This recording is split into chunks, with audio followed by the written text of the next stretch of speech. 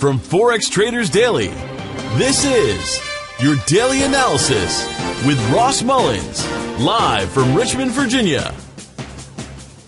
Hello everyone, this is today's video analysis for March 16, 2017. Today we're going to be taking a look at the EURUSD, the euro, versus the US dollar. Now, of course, as we've been discussing in the live trade room, yesterday and today, a lot of news on the calendar that can cause significant volatility and maybe even some unexpected moves. Yesterday, with the FOMC, we saw the US dollar sank as the market showed significant disappointment that the FOMC did not signal a more aggressive stance towards further hikes. And even though it did deliver on the nearly universal expected 25-point rate hike, we did see that rate hike, but the market seemed to be disappointed that it wasn't more hawkish and more aggressive than expected, and we saw the dollar sell off. So as we see that, and we're looking for new opportunities for the day today, we might look for the continuation of that bearish momentum that began with that rate hike. We haven't really seen anything change since yesterday's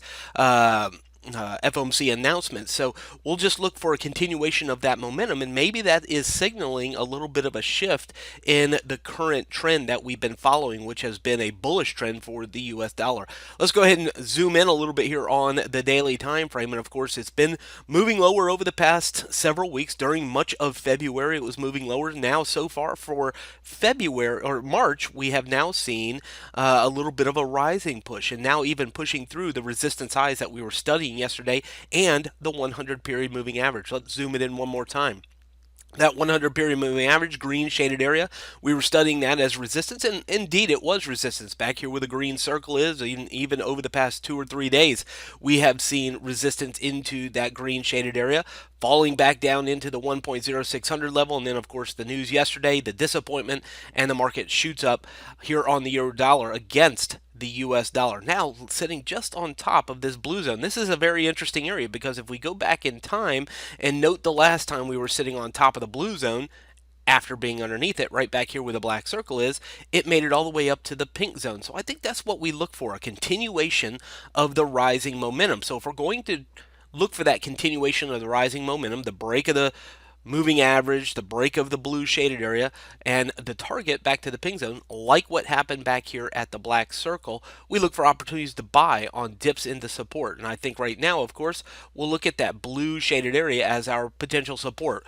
1.0720, 1.0700 is that blue shaded area. The risk is pretty clear. If it doesn't do that and we see reversal, it gets back under the blue zone. So as long as it sits under the blue, above the blue zone, like it did back here where the black circle is, I think there's a good chance that the momentum carries through and we see it back at the pink shaded area. Now that of course will be resistance. We can see that back here. So we need to be cautious the closer it gets to 0.760, 0.790, which is that pink shaded area.